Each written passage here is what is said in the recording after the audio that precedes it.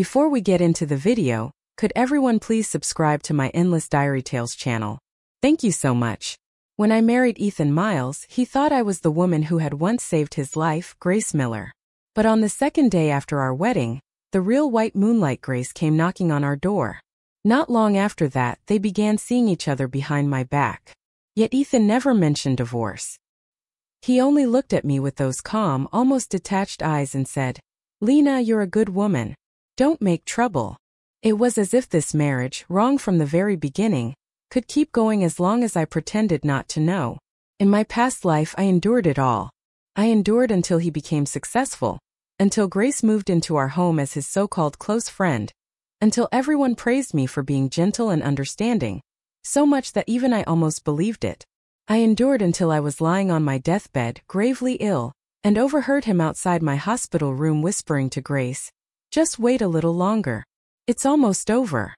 When I opened my eyes again, it was 1985, the very day Grace moved into the family housing compound. This time I packed my luggage, slammed the divorce papers down on Ethan's desk and said, "Cannell, I'm done." He thought I was only acting out of anger. After all, everyone in the entire military district knew that Lena Carter was the most obedient, soft-spoken wife. Ethan's fingers brushed across the divorce report, the faint rustle of paper filling the silence. I noticed how neatly trimmed and clean his nails were. Grace always hated unkempt men. "Lena," he said after a pause, hesitation flickering briefly in his eyes, "the higher-ups just promoted me to deputy commander. Right now is a critical time." I tightened my grip on the canvas bag until the strap dug into my palm. In my last life, that line, critical time, reputation, consequences, had stopped me. But in the end, all my patients had accomplished was giving them their happily ever after. "Don't worry," I said evenly. "The report says incompatible personalities." I glanced toward the door. At the end of the hallway, Grace's white lab coat flashed past. "It won't affect your career." His brow relaxed slightly, his shoulders loosening. That tiny change, subtle yet sharp, pierced straight into my heart. In my previous life, it had taken me 20 years to learn to read his expressions. Now I understood him at a glance. "I'll have the driver take you to the station," Ethan said, reaching for his military cap. His movements were lighter than usual. "If you need anything, call my office." "No need," I replied, setting the keychain down on the coffee table. The metallic clink startled the old cat dozing in the corner. "The bus is convenient enough." His hand paused mid-buttoning. That cat, Grace, had rescued it from a field hospital last year, cradling it in her blood-stained hands. Ethan's eyes back then had been so tender they could melt. Thinking about it now, that was probably the first time I'd ever seen him look at someone that way. Footsteps sounded outside, deliberately soft. I opened the door and saw Grace pretending to organize her medical kit, the stray strands of hair behind her ear swaying slightly. She was wearing a faint peony red lipstick, the new shade from Shanghai. "Dr. Miller," I said calmly, stepping aside. "There's stomach medicine for the colonel in the bedroom drawer. I'll leave it to you from now on." Grace's eyelashes fluttered quickly, and a faint blush spread across her cheeks. She stole a glance at Ethan, who was bent over his papers, though the corner of his lips curved slightly upward. In that moment, the silent understanding between them felt like an invisible wall, shutting me out completely. "Mrs. Carter, I can." Grace's voice was soft as a feather. "No need to explain," I interrupted, lifting my luggage. "I'm in a hurry." The hallway breeze lifted the hem of my coat behind me. Ethan's low voice followed. "Grace, close the window. You've just recovered from your fever." The tenderness in his tone made my steps falter. In my previous life, when I burned with a 104 degrees fever, all he had said was, "Go see the medic." As I went downstairs, I counted the steps. 1, 2, 3. The 7th had a chip in the cement. I had said last year it needed fixing. Now it didn't matter anymore. In the courtyard, a few military wives were hanging laundry. When they saw me carrying my suitcase, their hands froze midair. The mayor's wife opened her mouth as if to say something, but in the end, she said nothing. Everyone already knew that Grace Miller had moved in. In my past life, they had all praised me for being generous, saying that the wife of a commanding officer ought to be like that. The jeep stopped at the gate of the compound. The driver, Xiao, jogged over to help with my luggage. "Ma'am, the colonel asked me to take you. He told me to call you Comrade Carter." I handed him my suitcase, then suddenly remembered something. "Wait," I said, pulling a small velvet pouch from the inner pocket of my coat. Inside was the first gift Ethan had ever given me, a 5-pointed star badge from a comrade named Mason. In my past life, I had carried it as a good luck charm for 30 years. It wasn't until I was hospitalized that I learned from a nurse that the badge had originally belonged to Grace Miller. She had lost it years ago in a field hospital. "Please pass this to Dr. Miller," I said, placing the pouch on the back seat. "It's time it went back to its rightful owner." Zhao's eyes flickered. A quick flash of surprise. It seemed even the driver knew the story. When I walked out through the gates of the military compound, the sentry saluted me. I returned the salute, and at that moment a memory surfaced. The first time I had come here, Ethan had held my hand and said softly, "From now on, this is your home."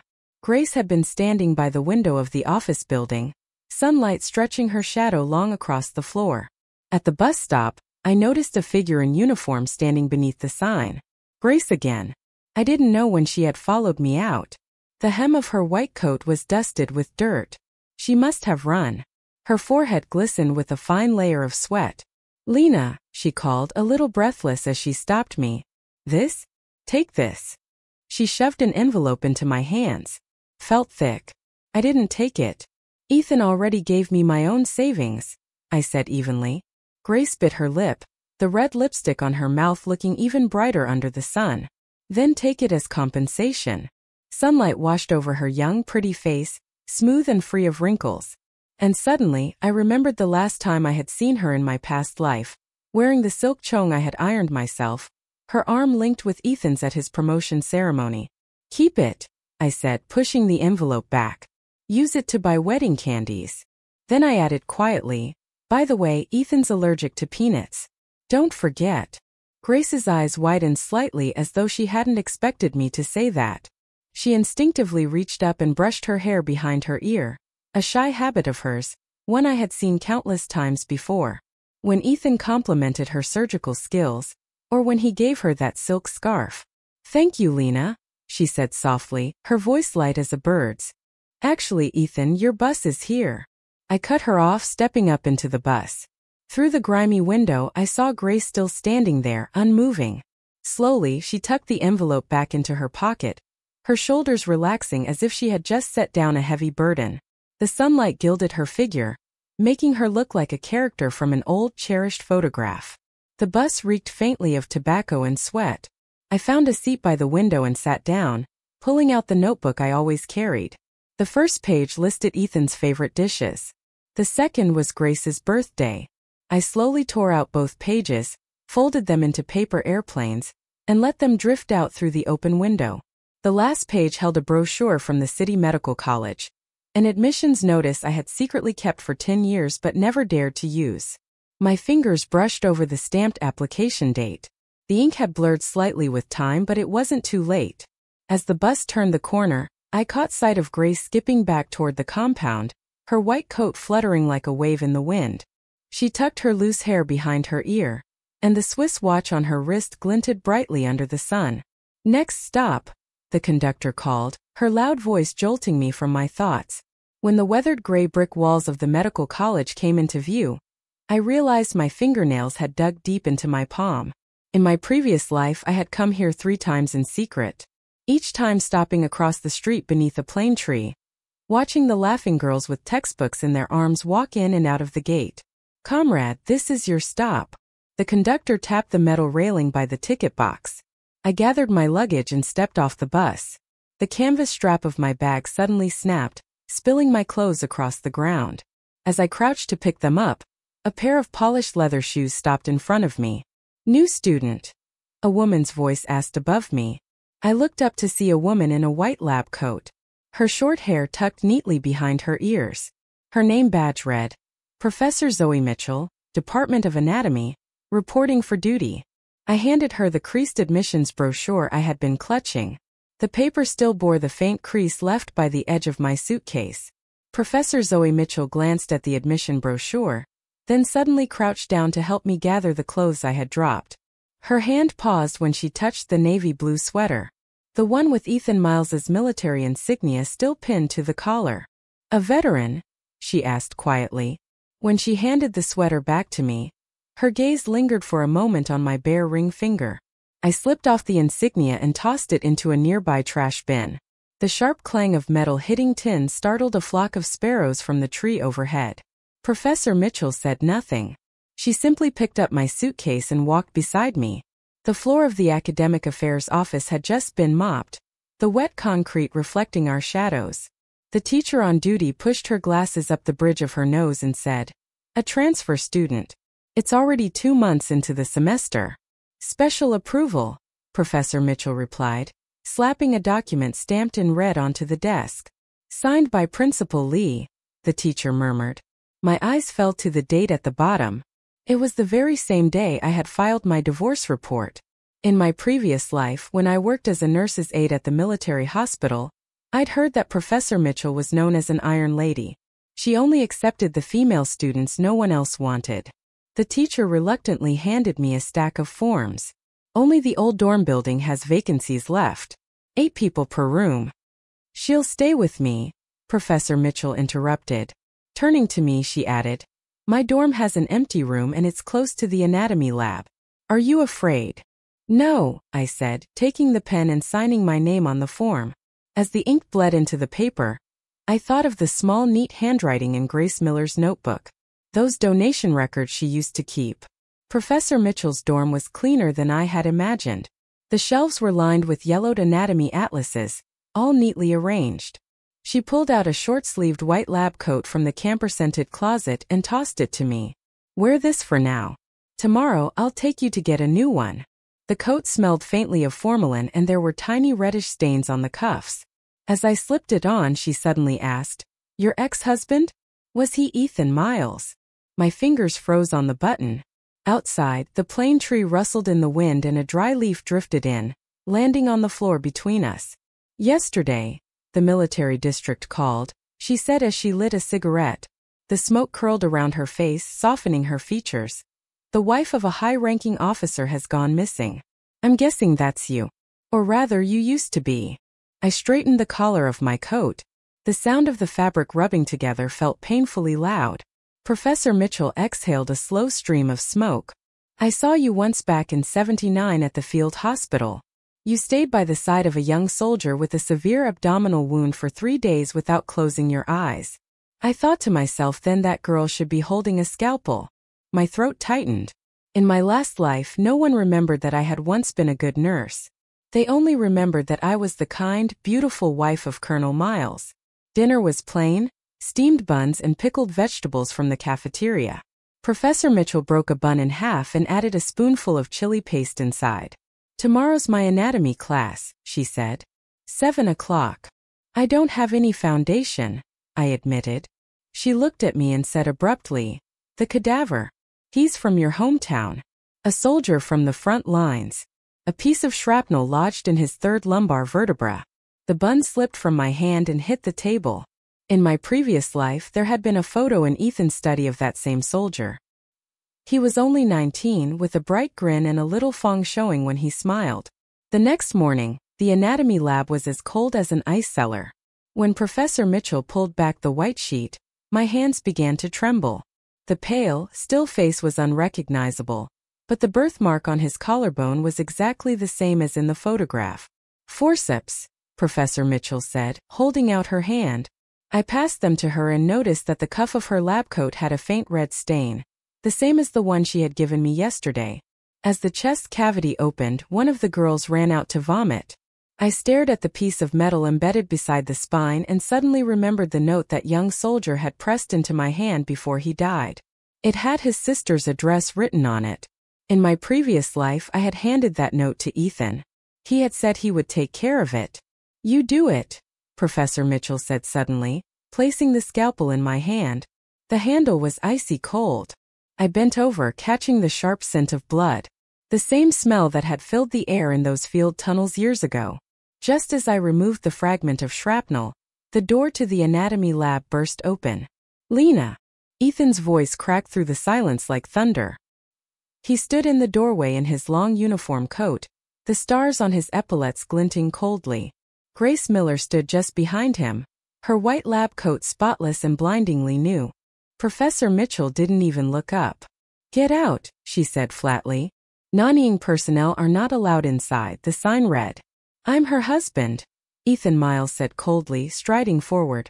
The thud of his military boots echoed heavily across the floor. "Ex-husband," I corrected, setting down the scalpel. The metallic clang filled the tense air. Grace Miller froze when she saw the body on the table, her face draining of color. Ethan grabbed my wrist. "You're coming with me." His palm was burning hot and his grip so tight it made me wince. "You have no idea what you're doing," he snapped. "You're just making a mess here."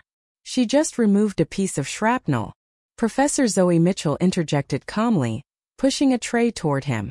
"Cleaner than the one you took out back then." On the tray lay a blood-streaked metal fragment, glinting coldly under the surgical lamp. Ethan's expression changed instantly. He recognized it, the same fragment he had once removed from Grace's shoulder in 1979. He had embedded it in a fountain pen, the one he wore on his chest every day. Grace suddenly rushed forward and grabbed his arm. "Ethan, the political commissar is looking for you." "Dr. Miller," I cut her off, pointing at the dissection table. "Do you recognize him? He was the last patient you treated." Grace's face went paper white. She stumbled back a step, her heel catching in the drain, the sharp sound echoing across the room. "His sister's been waiting 6 years for his martyr's certificate," I said, peeling off my gloves. The snap of rubber hitting skin was as loud as a slap. "The record was tucked in the field medic's manual you gave Ethan." Ethan's hand fell away. For the first time, a crack appeared in his gaze as he looked at Grace. The secret I had kept even until my death in my past life now lay exposed, raw and undeniable beneath the bright lab lights, like the body on the dissection table. Professor Mitchell lit the alcohol lamp. The blue flame flared up as she said flatly, "All unrelated personnel get out." The corridor wind carried the sharp scent of formalin. By the time Ethan caught up to me, I was already stripping off my blood-stained lab coat and tossing it into the biohazard bin. "Lena, I didn't know." His voice was almost breaking. "Yes, you did." I pressed the elevator button. "You just thought those things were too small for a commander's wife to bother with." The elevator doors opened and Grace rushed over, pressing the button to stop them. "Lena, Ethan's stomach's acting up again." I looked at her carefully manicured nails and suddenly remembered her bright, carefree face as she'd skipped away yesterday. Now the panic in her eyes looked much more real. "Then take care of your patient," I said, prying her fingers off the button. As the doors slid shut, I saw Ethan bending over, clutching his abdomen while Grace fumbled through her bag for medicine. The same scene that had played out countless times in my past life. Only this time, no one had placed his stomach pills in his uniform pocket ahead of time. The smell of disinfectant still lingered under my fingernails as I rubbed my hands together and pushed open the glass doors of the medical school library. The clock above the desk pointed to 4. Sunlight filtered through the morning haze, scattering into golden dust across the wooden card catalog. "Comrade, are you here to do research?" the librarian asked, peering at me over his bifocals. "I'd like to see the medical records from the field hospital in 1979, I said, handing him my library card. The new plastic cover gleamed under the light. His fingers paused over the ledger. "Those records are stored in the restricted archives. Jingu section." "I'm a relative of a fallen soldier," I said, pulling out the faded photograph I'd carried for years. The young soldier's toothy grin flashed in the sunlight. "His sister needs the surgery records to apply for assistance." The Jingu section was at the far end of the stacks. The thick dust-covered files smelled faintly of mold. I stood on tiptoe to pull down the volume labeled Southwest War Zone, 1979. As I did, a folded slip of paper slid out. I unfolded it carefully. It was an incident report written in Grace's handwriting. Field treatment record. Cat ear tunnels. Patient Ethan Miles. Left shoulder penetration injury. Attending Grace Miller. Smudged, oxidized to brown. I stared at the faint stamp beside the date, half erased but unmistakable. In my past life, Ethan had kept the exact same paper locked in the safe in his study, framed behind glass, but this one had torn edges as if it had been hastily ripped from a notebook. Footsteps sounded behind me. I instinctively tucked the paper into my sleeve and turned around. Professor Mitchell was leaning casually against the bookshelf, a pen tucked into her coat pocket. "Found what you needed?" she asked, reaching for the files in my arms. The top folder had fallen open to a list of field hospital personnel. Grace's name appeared on the third page under pharmacy intern. Professor Mitchell gave a short laugh. "Well, isn't that interesting?" she said softly. "So that's who she was on the front lines. An intern wasn't even allowed to handle bandages," Professor Zoe Mitchell said dryly as we stepped out of the restricted archives. The corridor loudspeakers crackled to life with the evening news. The Central Military Commission's commemoration ceremony will be held tomorrow. Outside, the hum of engines grew louder. Several military jeeps with license plates sped down the tree-lined road. "Ethan Miles gets his promotion tomorrow," Professor Mitchell said, lighting another cigarette. "I heard he submitted 3 formal requests to reopen the investigation into the 1979 field medical records." I slid the files into my canvas bag. The reflection of the metal shelving blurred my shadow. In my previous life at this very hour, I had been staying up late ironing his uniform for that same ceremony. Grace Miller had been sitting in the living room helping him revise his speech. "The cafeteria is serving braised pork today," Professor Mitchell said, stubbing out her cigarette in a potted plant. "If we're late, there'll be none left." We had just reached the stairwell when hurried footsteps echoed from above. Grace came rushing down the stairs, breathless, her white coat stained with iodine. Her hair was loose, eyeliner smudged into dark rings beneath her eyes. "Lena," she gasped, grabbing my wrist so tightly her nails dug into my skin. "Ethan's been taken away by the disciplinary committee." The overpowering scent of her perfume mixed unpleasantly with the sterile tang of disinfectant. The band of her Swiss watch had come loose, the face tilted inward against her wrist like a dying butterfly. Professor Mitchell gave a short, humorless laugh. "Dr. Miller, this is an academic building." Grace suddenly burst into tears. The makeup melted from her cheeks, leaving streaked lines down her face. "That record, you forged it, didn't you?" she choked out. "Ethan said it was you. It was you who saved him in the tunnels." I pried her fingers off my wrist. The diamond on her ring scraped sharply against my palm. "Then you should remember," I said quietly, "what color undershirt he was wearing when he was wounded." Her sob stopped instantly.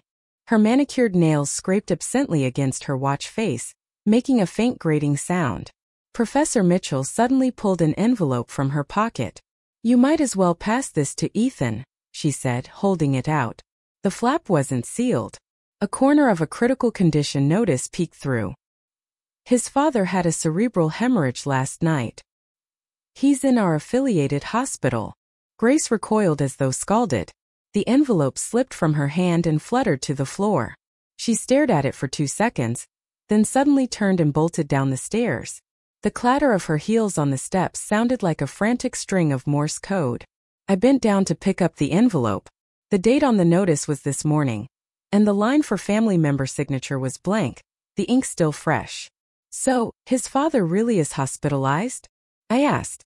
"Yeah," Professor Mitchell said, pulling out another cigarette. "Intensive care." The old man threw a teacup at the commissar when he heard his son was under investigation. By the time we got to the cafeteria, the braised pork was nearly gone. We found a seat with our trays just as the TV replayed yesterday's military news. Ethan stood before the camera in full uniform, the stars on his epaulets gleaming.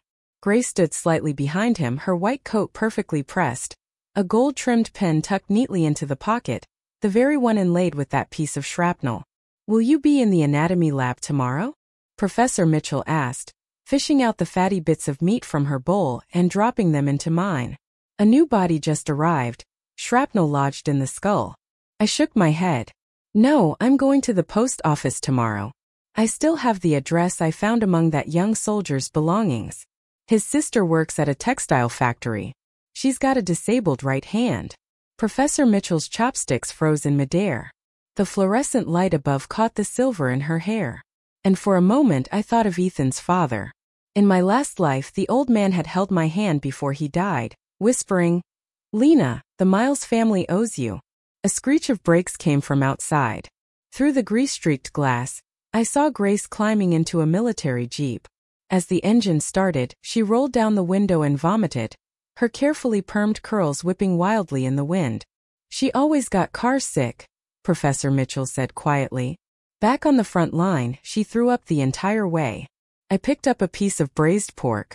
The salty soy flavor spread across my tongue. In my past life, Grace had often complained that the cafeteria meat was too fatty, so Ethan had the cooks prepare lean cuts just for her. Now that I thought about it, all that extra lean meat must have ended up in my lunchbox. After all, he had always pushed his meal toward me. "Lena, you're too thin," Professor Zoe Mitchell murmured just as the evening self-study bell rang. Students poured toward the library doors like a tide. One of the girls bumped into our table and the soup from my lunch tin spilled across the critical condition notice. She apologized quickly, flustered. "It's fine," I said, waving her off. "It's not needed anymore." Professor Mitchell pushed her cigarette case toward me. "Try one." I pulled one out and lit it. The acrid smoke burned my throat, spreading heat through my lungs. On the cafeteria TV, Ethan Miles was smiling for the cameras, the gleam of his medals catching the light. And there, pinned to Grace Miller's chest, was the medal I had polished for 20 years. Under the spotlight, its cold glint seemed almost sharp enough to cut. The bitterness of tobacco spread over my tongue as I stared at the TV. On the edge of Grace's medal, the Comrade Mason insignia was a faint dent. I remembered that mark. It had happened when I dropped it on the concrete floor in my past life. "Damn," I coughed, eyes stinging from the smoke. Professor Mitchell snatched the cigarette from my hand and crushed it against the edge of the lunch tin. "Waste of good tobacco," she muttered. The callous pads of her fingers scraped against the cigarette paper with a soft rasping sound. Above us, the ceiling fan creaked as it turned, chopping Ethan's televised speech into broken fragments. Suddenly, the screen flickered into static. A few students groaned in disappointment. The transformer must have blown again. "Come on," Professor Mitchell said, grabbing her coat. "There's something I want to show you." The medical school specimen collection was in the basement of the lab building. The moment we opened the door, the stench of formalin hit me, 10 times stronger than in the anatomy room. Professor Mitchell pulled out a ring of keys and unlocked the cabinet at the very back. As she slid open the metal drawer, a cloud of cold mist spilled out. "Teaching specimens sent from the Southwest Front in 1979, she said, donning a pair of rubber gloves. She lifted out a glass jar. Inside the murky fluid floated a piece of twisted metal, its surface still clinging to strands of dark red tissue. The label on the jar had yellowed, but the handwritten pen marks were still visible. Elvis 79. When my fingertips brushed the cold glass, a chill seeped straight through my sweater. The warped shape was painfully familiar. That fragment had once been embedded in Ethan's pen in my past life. He used to absently tap it while reviewing documents. "Entered through the left side of the third lumbar vertebra," Professor Mitchell said, turning the jar under the light. The threads of dried blood drifted lazily in the fluid. By the time we extracted it, the soldier had lost consciousness, but his heart was still beating. The basement light flickered overhead, and dozens of distorted reflections of myself shimmered on the surface of the jars.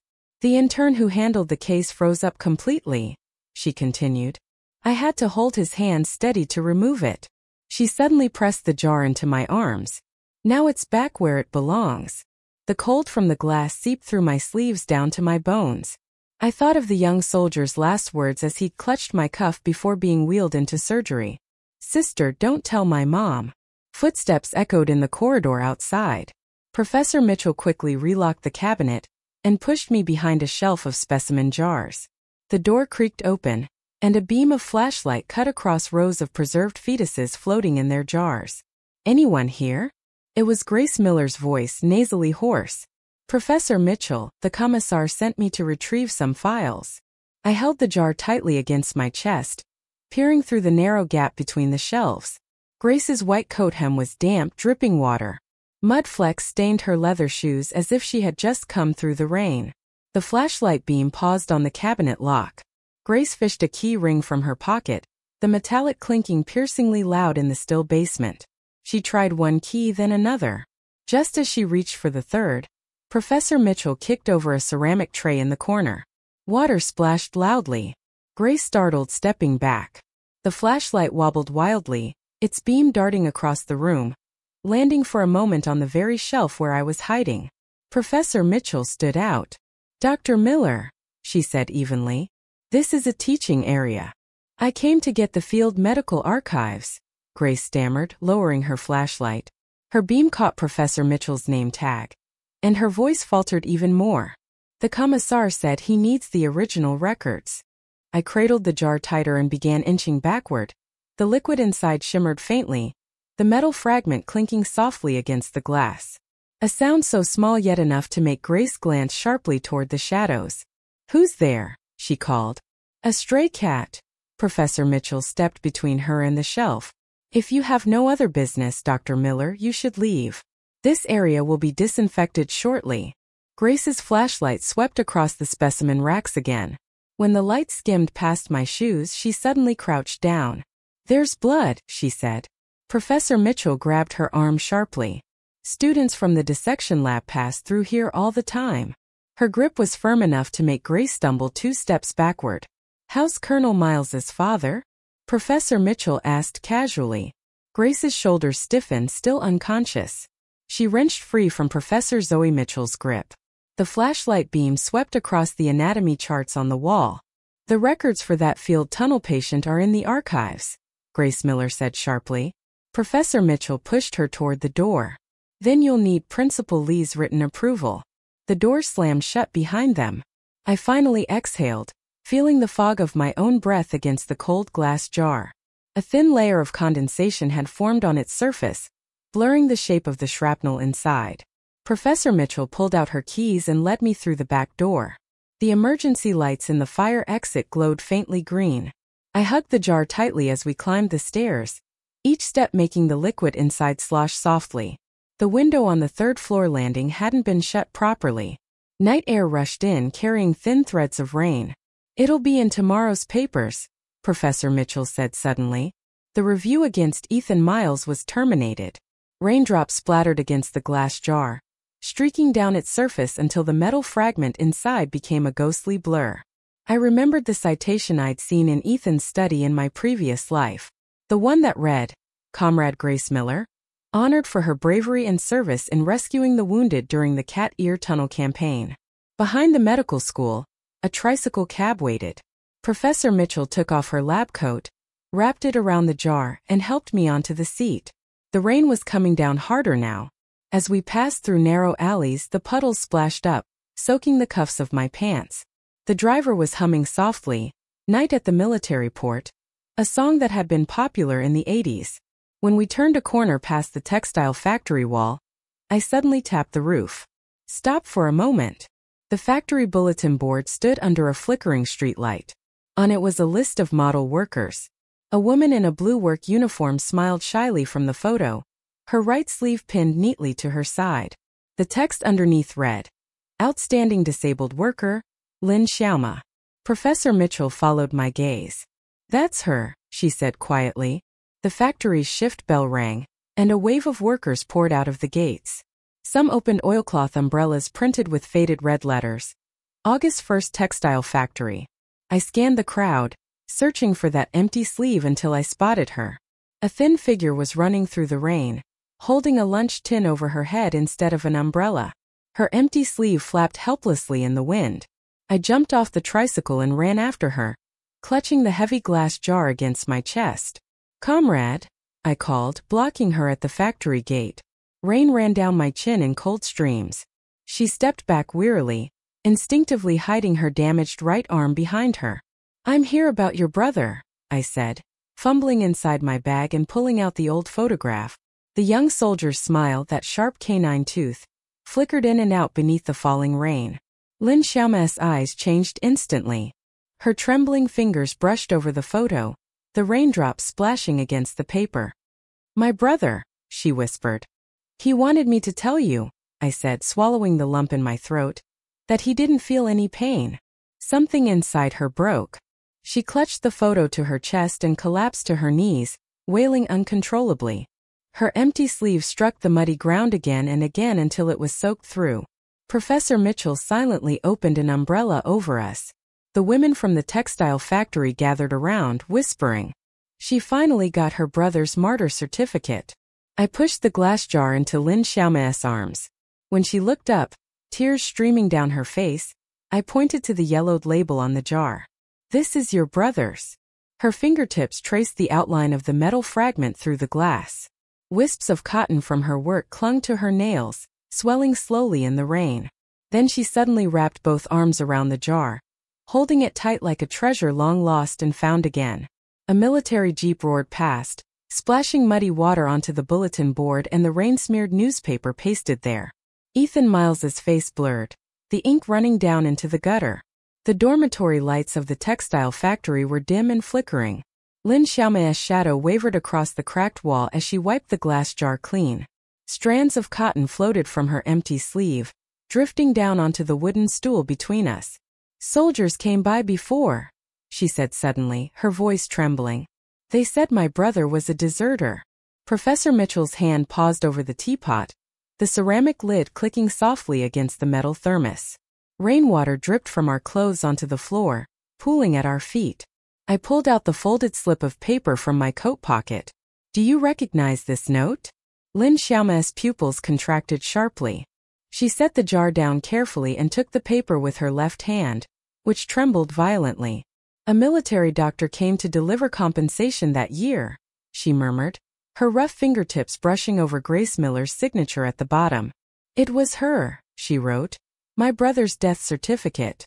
Professor Mitchell pressed a warm cup of tea into Lin Xiaome's hand. Drink, she said gently. Take your time. The rising steam from the cup blurred Linnea's face. She spoke in halting sobs, still cradling the jar with her left arm as though it were her brother's remains. In a way it's true, Professor Zoe Mitchell said quietly. They claimed your brother deserted during battle, that he was shot in the back by his own side. Lin Xia's fingernails scraped over the red double happiness logo on the teacup. The compensation was only a third of what the army promised, she murmured. Outside, the rain grew heavier, drumming on the tin roof like thousands of tiny war drums. I looked toward Professor Mitchell. She was calmly peeling an apple with a scalpel. The peel curled down in a long ribbon, the blade flashing coldly in the dim light. The shrapnel entered from the front, she said suddenly. The peel broke at her fingertip. Your brother shielded his comrade with his body. He took the bullet for him. The teacup slipped from Lin Xiaome's hands, shattering on the floor. Hot tea splashed against my leg, but I didn't move. Her empty sleeve twitched violently as if trying to grasp something invisible.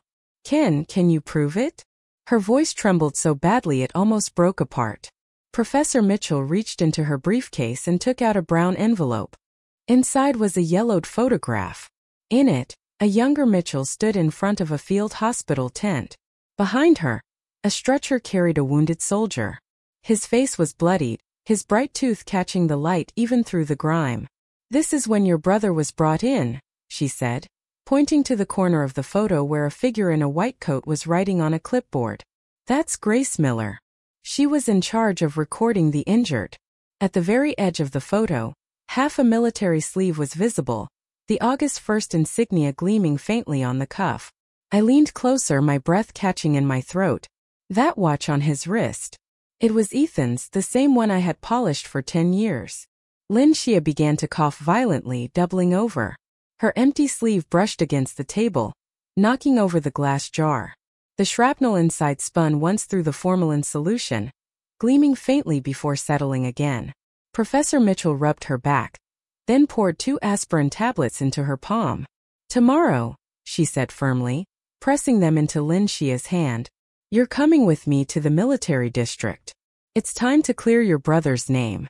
Suddenly there was a sharp knock on the dormitory door.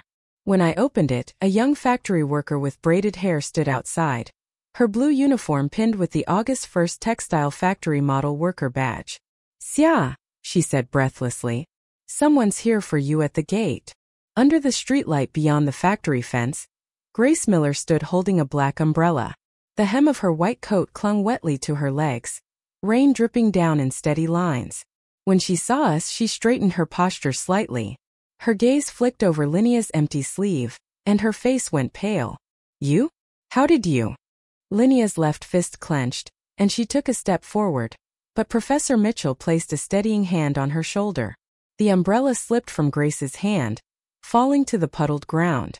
Rain drenched her carefully permed curls, mascara running down her cheeks in black streaks. I came to. Grace began, pulling an envelope from her briefcase. An additional compensation payment. The flap was open, revealing the corner of a few large bills. Linshia didn't take it. Her partial arm trembled, spasming as if from a shock of electricity. Not enough. Grace asked quickly, fumbling for another envelope. There's also the martyr certificate. Professor Mitchell suddenly chuckled. She stooped to pick up the fallen umbrella, shaking it once before folding it neatly. Dr. Miller, she said, her voice cold. How many vials of morphine did you requisition from the pharmacy in '79? Grace's manicured nails dug into the paper envelope, crumpling it. I don't understand what you mean. Oh, you understand perfectly, Professor Mitchell replied, pressing the tip of the umbrella against Grace's chest. A dark spot bloomed on her coat where the fabric soaked through. Pharmacist Jen kept the ledger. It's still in the hospital archives. The streetlight flickered. Grace stumbled backward, her high heels splashing into a puddle, soaking her stockings. She looked terrified, a look I had never seen on her before. Lena, she stammered. Ethan. He's writing a self-criticism right now. I stepped closer. Raindrops slid from my bangs down to the tip of my nose. So you finally remember, I said softly, that the person who dressed his wound wore a badge embroidered with the pharmacy department. Grace's lips trembled. The lipstick she had so carefully painted was ruined, revealing the pale skin underneath. A truck roared past, its headlights flaring briefly, illuminating her distorted expression. You have no proof, she spat, grabbing at Linshia's empty sleeve. Your brother was. The slap cracked through the rain like a whip. Lin Shame's hand had moved so fast it blurred. Grace's head snapped to the side, her hairpin flying into a puddle. That slap, Lin Shame said calmly, her voice trembling only slightly. I've waited 7 years to give it. Grace Miller staggered backward, clutching her face. Her briefcase fell to the ground, scattering the documents inside. The martyr certificate slid out and landed in a puddle, the ink slowly bleeding into the rain. When she turned to run, Professor Zoe Mitchell stepped forward and gave her a hard shove. Tell Ethan Miles, she said coldly. I stepped onto the soaked martyr certificate with my boot. See you tomorrow at the military district. Grace's heel snapped clean off. She stumbled away, limping toward the waiting jeep. A broken figure in the rain, like a white egret with its wings torn. The vehicle sped off, its taillight stretching into a long red line across the downpour, glowing like an unhealed wound. Lin Shame bent down to pick up Grace's fallen hairpin. The cheap rhinestones had come loose, dull and lifeless under the streetlight. Then she gave a soft, almost wistful laugh. That female officer back then, she wore the same one. Professor Mitchell pulled out her cigarette case only to find it soaked through. She tossed the damp pack into the gutter. Come on. Let's go back and organize your statement properly. The Factos morning whistle blew, cutting through the rain. Dawn light seeped through the clouds, tinting the puddles on the road a rusty red. Our 3 shadows stretched long and thin, finally merging into the stream of workers entering the gate. The bulletin board at the factory entrance had been updated. Linnea's photograph had been moved to the center. Her missing right arm raised, holding the glass jar high. The blood-stained shrapnel inside shimmered faintly under the morning sun, glowing like a tiny red star. When the sycamore leaves at the military compound began to turn yellow, a black sedan from the disciplinary committee pulled up outside the Miles residence. From the second-floor window of the post office across the street, I watched as they took away the fountain pen, the one inlaid with shrapnel. Professor Mitchell nudged me with her elbow. Pharmacist Zhang's ledger's been delivered, she said. In her hand was a freshly stamped remittance slip. Lin Xiaomei wired it. The army finally paid her brother's full compensation. The window glass reflected my own image. White lab coat, short hair cropped neatly to my jawline, a pen tucked into my breast pocket. Down below, a newspaper vendor was shouting, "Breaking news. Big shakeup in the military district. Come get the latest." Professor Mitchell handed me a brown envelope. "Your job assignment," she said. I shook my head, my eyes drifting across the street. Grace Miller came stumbling out of the compound, dragging a suitcase behind her. The trademark white coat was gone, replaced by a wrinkled synthetic shirt. Her Swiss watch still clung to her wrist. A Jeep screeched to a stop in front of her, and she rushed toward it as if grabbing for her last lifeline, only to be blocked by the driver. The window rolled down just a crack, revealing Ethan's father's weary voice. "Comrade Miller," he said hoarsely, "have some dignity." The old man's eyes met mine across the street. He lifted a trembling hand slightly, a gesture filled with too many emotions. Guilt, gratitude, and something that felt like release. In my previous life on his deathbed, he had held my hand and whispered, "The Miles family owes you." Now that debt was finally settled. Grace's sobs pierced the golden autumn sunlight. She collapsed by the curb, her carefully permed hair a tangled mess. An old woman selling popsicles passed by, frowning in distaste as she skirted around her. "Come on," Professor Mitchell said, stubbing out her cigarette on the windowsill. "We have an anatomy class this afternoon." When we went downstairs, Baotong, one of the students, was waving that morning's newspaper. On the front page, a photo of Ethan showed his epaulets blurred out above a bold headline. "Official notice, investigation into fabricated military honors." Professor Mitchell bought a copy. On page 3, there was a small article about an outstanding disabled worker honored for bravery. Beside it was a photo of Linxia wearing a bright red flower, the glass jar displayed proudly next to her certificate. At the medical college, new students were undergoing military training on the field. As we passed by, a girl suddenly collapsed. I rushed over to catch her. Her pale lips reminded me of myself lying weak in a hospital bed in another life. "Miss Carter," she whispered faintly, opening her eyes. "I'm okay." Professor Mitchell raised an eyebrow. Well now," she said dryly. "They're already calling you teacher." The infirmary still smelled sharply of disinfectant. As I took the girl's blood pressure, the sound of a familiar engine rumbled outside. A Jeep stopped at the medical school gate, but only the driver stepped out. "Dr. Carter," he said, handing me a sealed envelope. "The colonel asked me to deliver this." Inside were a divorce certificate and a passbook. I opened the little red booklet. The ink from the government stamp was still fresh. The balance in the passbook ended with 4 zeros. The note on the side read, "Funds for medical equipment purchase." "Tell him," I said, sliding the passbook back into the envelope. "But I don't need his money. The fallen soldier's sister's medical bills have been fully covered," the driver said quietly. He hesitated, his gaze flicking toward the school emblem on my chest and the white coat I was wearing. In the end, he said nothing, just gave me a precise military salute before turning to leave. That evening, the anatomy class drew a crowd of auditors. Professor Zoe Mitchell was lecturing on the structure of the lumbar spine, when a student suddenly raised his hand. "Professor, if a piece of shrapnel were lodged here," he pointed to the diagram, "would the person die instantly?" "It depends," Professor Mitchell replied calmly, then gestured for me to come forward. "Dr. Carter has real field experience." Under the shadowless lamp, I made a clean incision through the synthetic tissue model. My movements were steady, precise. The students leaned forward, watching as I used the forceps to extract the mock shrapnel. The metallic clink as it landed in the tray was clear and crisp, echoing softly through the room. When the bell rang, the last rays of sunset passed through the glass jars of preserved specimens. The organs suspended in formalin glowed with an amber sheen, like moments of time sealed forever. As Professor Mitchell locked the door, she asked, "Do you regret it?" I looked out toward the playground. Groups of freshmen were heading to the cafeteria in pairs and trios. A ponytailed girl walked while flipping through an anatomy atlas, her focused expression so much like mine from years ago. "If we hurry," Professor Mitchell said, "we might still get some braised pork." I jingled the keys in my hand and smiled faintly. "Dinner's on me tonight." The cafeteria TV was replaying the day's news. A brief shot of Ethan Miles flashed by, his last public appearance.